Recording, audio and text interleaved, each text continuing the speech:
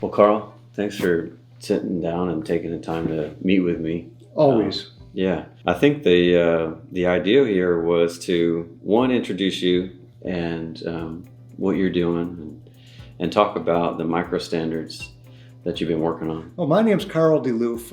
I'm with ACCIONA Energy. I'm the Director of Quality, Safety, Environment, Sustainability, and I got a couple other things. I'm the cleanup matter for the company. But one of the things that came out of my time in renewables, and particularly in wind, starting in 2005, is that we were getting people hurt, and we were having problems with running machines because the technicians did not know what to do. They weren't trained well enough. We didn't give them the resources that was necessary to do the job well. Yeah, and he said 2005. It's that was a while ago.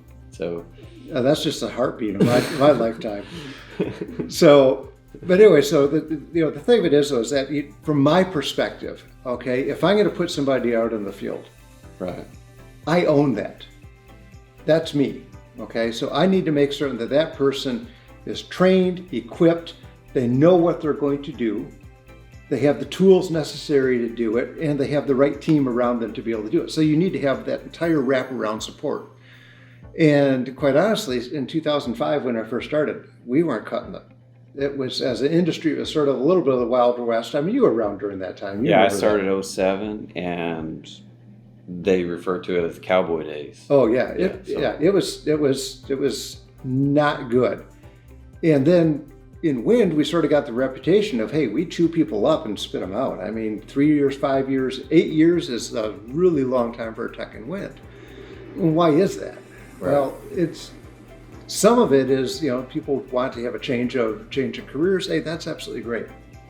But some of it is that we just weren't training people well, and we weren't supporting them well enough. And I took it on as my goal to change that. And so when I got hired on with ACCIONA in 2016, 2017, actually in 2016 started on this, but 2017 was when a really big hit, is we decided to do micro-credentials. And what a micro-credential is, the actual text on it, I'm looking at my presentation that I made here. If you take a look on the website, micro-credentials are the most concise, logical, and basic grouping of necessary skills for working in the renewable energy industry. If you apply that the right way, and I come out of the sea services, I'm both a Marine and a Coast Guard officer, we basically had what they call PQS, a personal qualification standard. And what it was the skills necessary to do a particular job in order to get either qualification or get your rate. Okay. So we're breaking down task by task what you can do. Right. And can you prove that you can do it? Exactly correct. And so in the sea services, you come in and you basically, they call you unrated, okay? Which basically means you start out junior enlisted and you don't go to a school right away. And so you basically just get any task whatsoever. And it's not a really great life. And so what you want to do is you want to strike a rate. And so what that means is either machinist mate, electrician's mate, bosun's mate, something along that line. And you say, okay, I'm going to get my qualifications on this, and you can actually do this on the job and get signed off. And if you got really supportive officers and petty officers, you can get through that pretty rapidly and actually then get promoted. Okay, so you're no longer in E1, E2, or E3. You get up to E4, where you got your rate and your rating, and it's a big bump in pay because now you're a petty officer. Now, the whole idea here is to take an association like American Clean Power and create those standards like you were talking about in the military, and that's what you've done with this subcommittee, right? What's the subcommittee called? Well, it's actually a working group. It's a workforce training and development working group. Okay. And it started out doing a whole bunch of different things. And early Deloof, my previous chairman, he sort of wrangled it and said, hey, this is what we need to focus on. We need to focus on the fundamentals. And right. I completely agree with that because that's the way that I grew up. I'm third generation construction. And I have a solid foundation.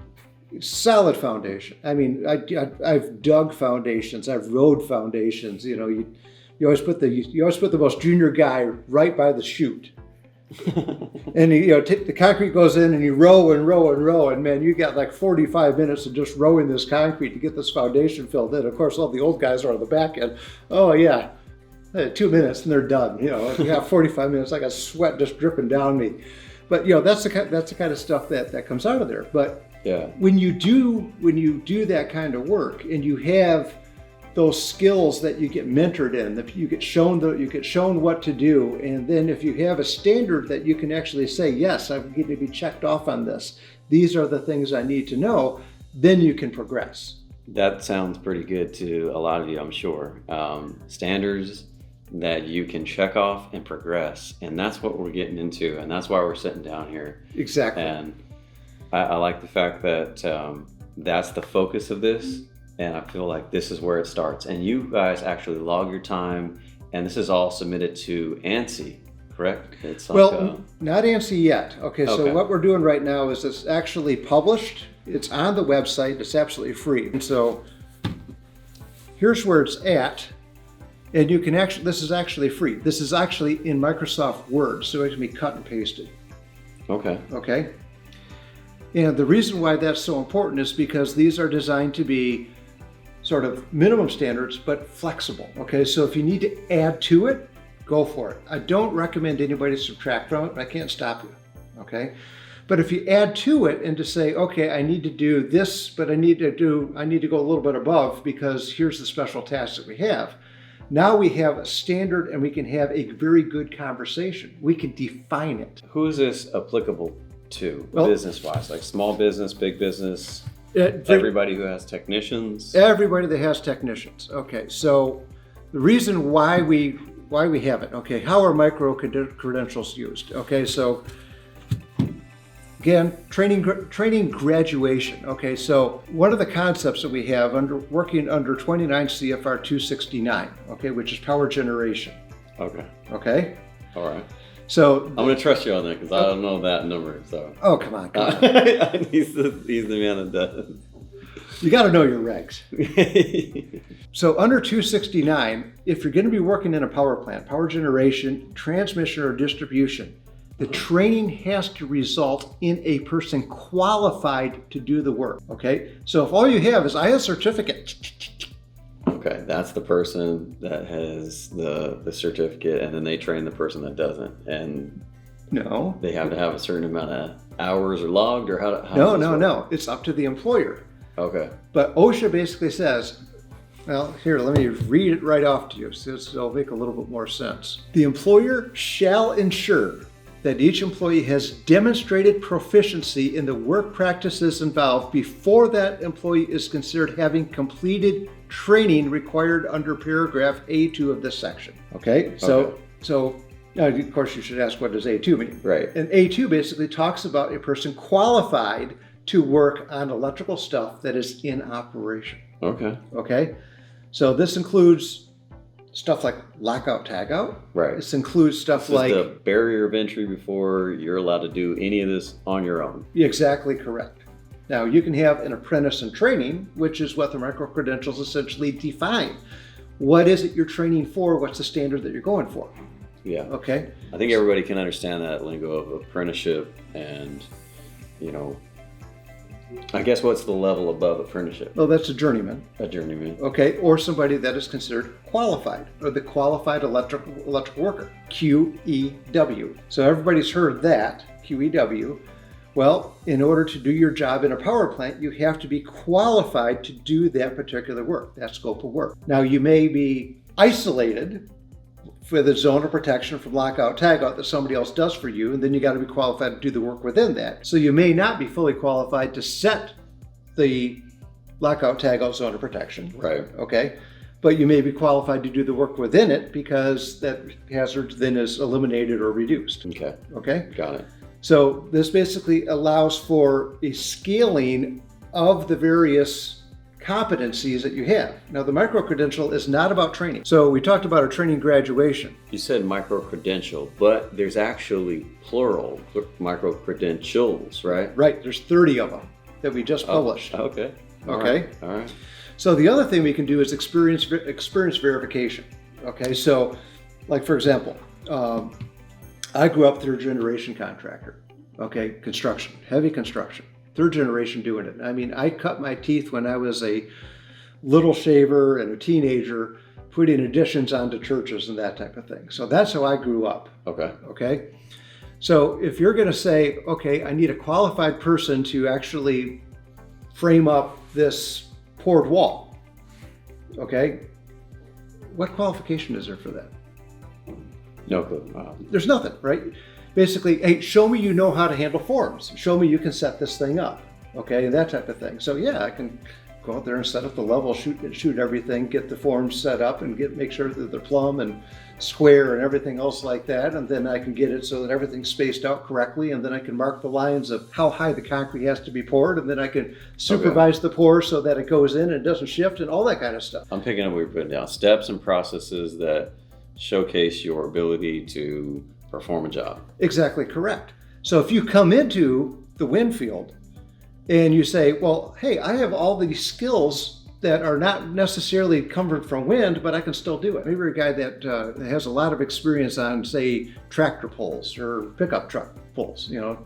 Yeah, there's quite a few the diesel farm boys out there that know how to. Oh, yeah, the diesel guys, right? Yeah. So one of the things that you have to do is you got to know automatic transmissions or maybe manual transmissions, what they are. They're hydraulic pump. How is that relevant to a micro-credential? So you're bringing in skills, but... You're bringing in skills and you can demonstrate the skill as part of the micro-credential without actually having to go through the training, because I already learned this. I don't need to go through the training program all over again. That makes a lot of sense to me because not everybody starts at the same place. Yeah. And I think right now we're bridging the gap with some people that don't have a ton of experience with their ability to go to, say, like a community college or something and spend some time and really learn the fundamentals. But what you're saying with this, there's an ability to maybe level up and really showcase what you already knew through real life and maybe come out with a micro-credential that says... Very, very quickly. I mean, you can demonstrate some of these skills in 30 minutes or less. Now, how do I get to be a point where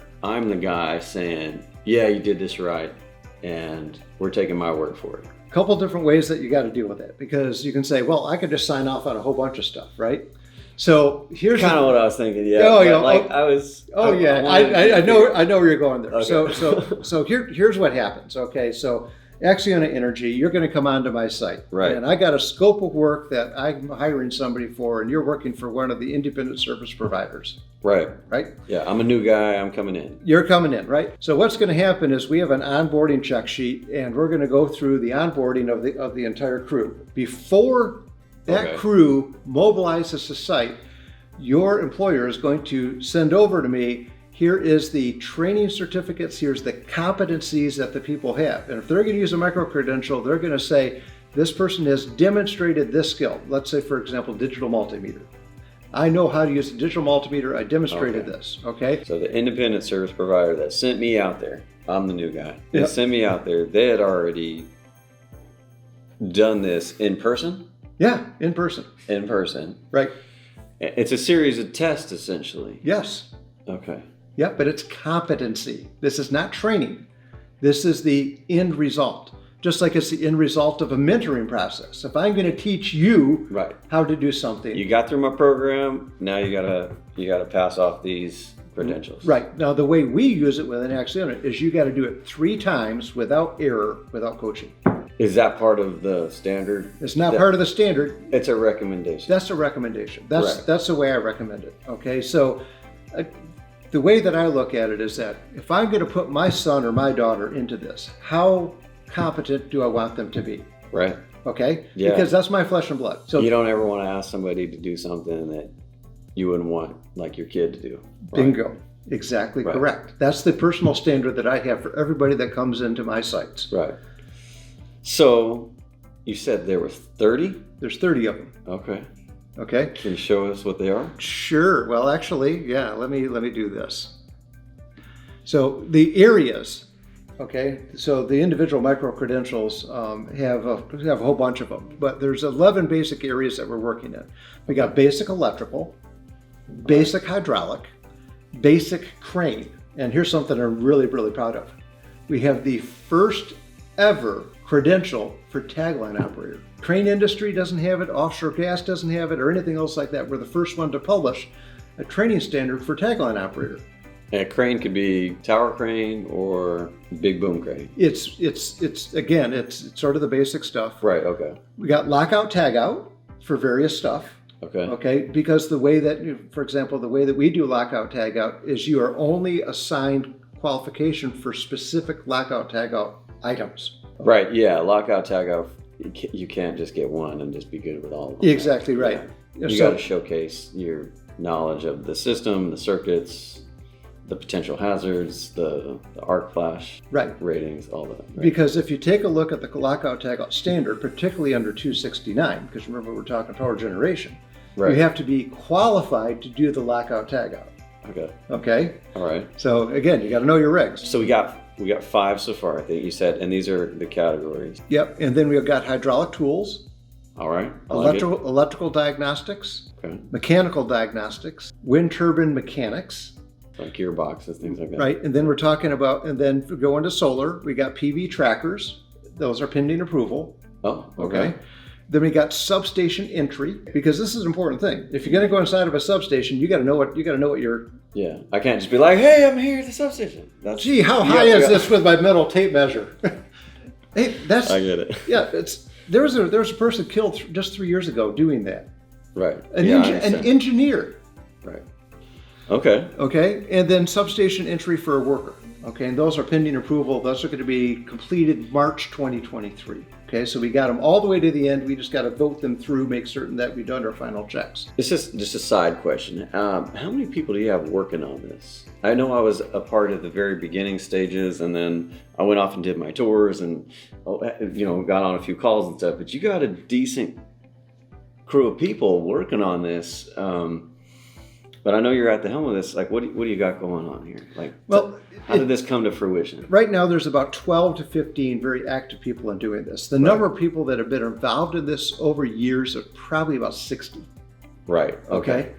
And then, because of my position in ACCIONA, I actually have the ability to say, hey, I need you to look at substations. I need you to do this and that type of thing. So what I've been doing is I've been taking these and putting them through our lead techs and our maintenance engineers and our actual technicians to say, okay, if we take you through this, does this make sense? Right. Okay, because one of the things that we do with it, okay, is that if we sign off to say, yes, you're qualified, you've done this 3 times in a row without coaching, you've been able to articulate and demonstrate, I'm happy.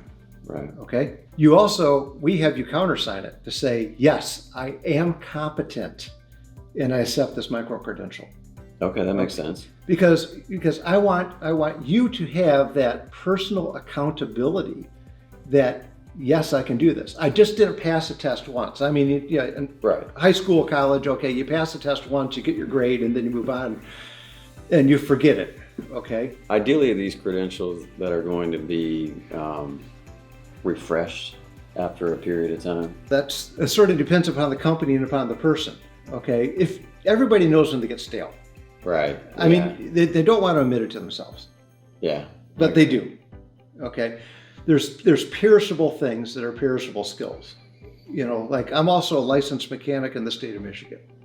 They call it certified, but same thing. Okay. And I've let my license lapse. And I have not been as active in working on cars in the past couple of years. Am I really going to take on a very involved project without really slowing down and refreshing myself? Okay, let me look at the manual. Yeah, I'm going to look at a couple of YouTube types of things. I'm going to maybe have one of my buddies come out that help me out. Yeah. And then once I get back into the groove, hey, I'm back into it. Relevant to technicians that have been on the bench for a while and need to get back into it. Exactly right. But the nice thing about the micro credentials is you can take that thing off the website and say, oh, if I had to demonstrate this, what would I do? Right. Okay. And then you can go to somebody else that's experienced and say, hey, run me through this. Okay. As the owner of these sites, I have to make certain that you're good, right? Mm-hmm. Okay, I own that. Now, you, the technician, own your skills. Right, and it sounds like the provider of the certified person, they have some accountability in this too. So in our example, if I work for an ISP, that ISP's trainer has some relevance in this whole equation as well, right? Right. So there's a traceability, and I'm guessing there's PDFs, pieces of paper, something, it's a little proof or something. Yeah, right? exactly correct. If you take a look at what OSHA requires a employer to have certain people designated. There's designated people, there's competent people, and there's various things like that. And some of them just require training. But when you go to power plants 269, remember what we said? Mm-hmm. Okay, you got to be qualified. Okay, so if you're in a turbine, you're working on a solar plant or something like that, and you're working on the electrical plant itself, there's a much higher bar. Your training has to result in qualification and that competence. It's a skill. What type of companies within wind do you see adopting these micro-credentials? Well, hopefully everybody. I mean, when it comes down to it. Where do you think it starts? Well, I think it really starts with the owners demanding to have competent, qualified people, and to actually put this in the scope of work and put it in the bid package. From the very beginning? Oh, yeah. Construction to operations. Anybody that requires competent people for whatever they're going to do. So anything requires skill. Now, I look at a wind technician as a profession. I agree. Yeah. Okay. This is an actual profession. Keep in mind, it is still in my opinion, it's still in its infancy. Okay. This is not very infant trade. Right. Very infant trade. So the trades that have the greatest level of professionalism have the greatest definition around it, and they can actually say this is the skill set. Very rigid. Right. Well, not necessarily really rigid, but so we were talking about this earlier today in a couple of the committees, and one of them was saying, well, what union does this? And basically the answer was, well, there's about 6 or 7 of them that all sort of have a little piece of it, but the wind technician is so much more than any one of these little pieces. Okay, that's why we struggle to get to this point that we're at here today. But now we're chipping away at it. And that's why we're having this conversation here today. Right. So essentially, the group of us that were working on this basically has put a flag on the ground and saying, we're defining what the skill set is for the professional wind tech. That's a huge win. It's a huge win. Yeah. Okay. The other thing that just happened the other day is we actually published the core training standards under ANSI for basic wind tech 1. Okay. Okay. So between the micro credentials and the wind tech 1. Okay. So think of that. That's where ANSI comes in. Right. So you think of that ANSI document. Let's look at this as a tree. Okay. Here's the stuff you got to be able to know. Okay. And it has a whole list of stuff. Right. Okay. And then the micro credentials are the leaves on that tree. It's all the details of that. That makes a lot of sense. Okay. Okay. So we got the structure, which is the ANSI document, and then we got the micro credentials, which is the little details on that. Now, do we have all the leaves necessary right now? The answer to that is no. We gotta start. We've got 30. We might need 60 to 100 or something. I'm gonna guess a couple hundred. A couple hundred? No, that's a couple hundred, because there's all kinds of different areas, and there's going to be specific things that are going to change. Our technology is always changing. Always. That's one of the problems. Well, I don't know if it's a problem, but it's an opportunity as well. But it's a massive opportunity. You have 30. How do you figure out what to focus on next? And how do you get some more help? Well, we had a couple meetings today, and we're at the OMS conference in 2023 in Orlando, Florida. Mm-hmm. And we got some additional people that want to get in. And they're saying, yes, this is important. Because, and the sort of the hoorah speech I gave today is that, look, if you get involved in this, you are going to dramatically save somebody's life. but they will never know it. You're going to keep somebody from injury, but they will never know it. You're going to send a husband or wife back to their spouse and back to their kids in a safe condition, and they will never know it. They will never say thank you. The gift that you give that just keeps on giving. Exactly correct. And so there's a lot of people that do see this as part of their mission. I see this as part of my mission for what I do from safety. Mm-hmm. Now, did I mention anything about a safety training here? No. No. But here's what I have found. The most skilled people that are doing a job, I don't need to supervise from a safety perspective because they're going to do it right. Right. They know the standard that they need to keep. They know the standard they need to keep, and they actually hold themselves accountable to say, I am not going to let my professionalism slip at all. So think of a doctor or surgeon, right? Okay. Yeah. They got to go in and they got to remove something that, let's say, for example, you got a little bit of node of cancer in there, and we can go in there, hey, we take this thing out and you're cancer free. And do you want that guy to be sort of winging it? I think I'm going to try a different kind of knot to close this up internally. What do we say? We just get a little experiment on that. No, you want that guy to have tied that exact same knot the exact same way 10,000 times before, and he's got that down cold, and he knows that's going to be exactly what it's supposed to be. That's professionalism, right? Right. Wintex, same thing. We hold ourselves to that level of professionalism that we are going to do the right thing the right way the first time and every time. I think we've all been wanting that to be set so that we're all on the same page. And I think that we're one step closer with this. It's a step. Right. It's not the be all end all. It's going to take a while. Okay. We're going to need to put out another 100 more. Right. Okay. Within short order to flesh this thing out. We're going to need the big companies, like ACCIONA and other big employers, to say, we're going to require this in our contracts and force this thing all the way down. Now, the other thing that has to happen is the individual technicians, they got to say, I'm going to hold myself to that standard. I'm going to get qualified on that. Even if I can't get somebody to sign off on it, I'm still going to put myself through that exact thing so I can demonstrate those skills. And then when you get to that level of accountability. Yeah, well, to yourself. Here's another way to think about it. If you ever want to get some motivation in the morning, listen to Jocko. Okay? He's an inspirational. Yeah, he's an inspiration. But here's the thing. Yeah, he'll make you want to get out of bed and go to the gym. Right. But you have to own your profession. You have to own your career. Right. Okay. Now, as a industry, we have not given the technicians the tools to be able to do that well. That changed yesterday. Is it complete? No. Is it a first step? Yes. Do we have gaps? Yes.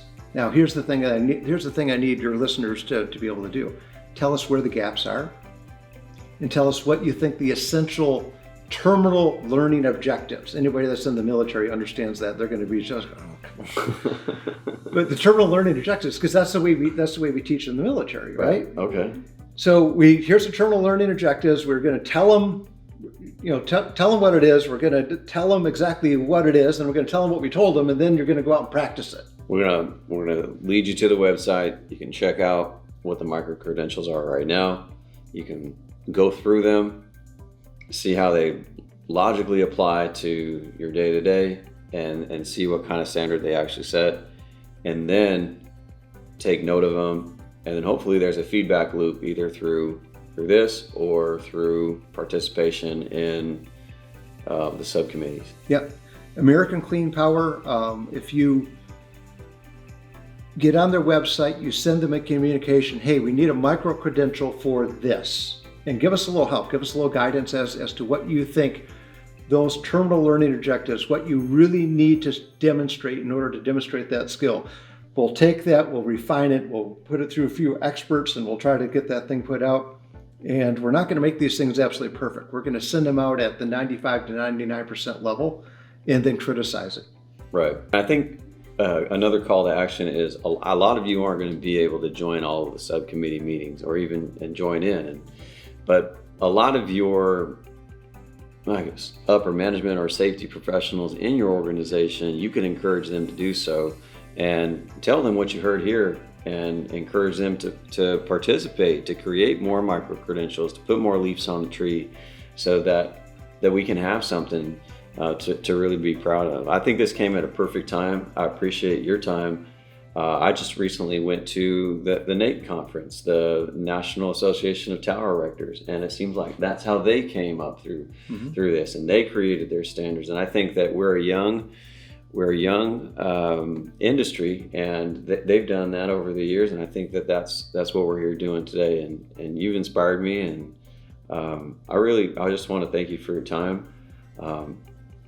Do you have anything else you want to share with us? Well, number one, thank you, because you were part of the inspiration as to getting this going.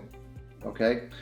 The other thing is, for all the wind techs that are out there watching this, be proud of your profession. Be proud of what you're doing, the kinds of things that you do, and don't let yourself slack off. Own it. Okay. And own your profession, own your own development. Don't slack off. Don't take the easy way out. Get up and get at it.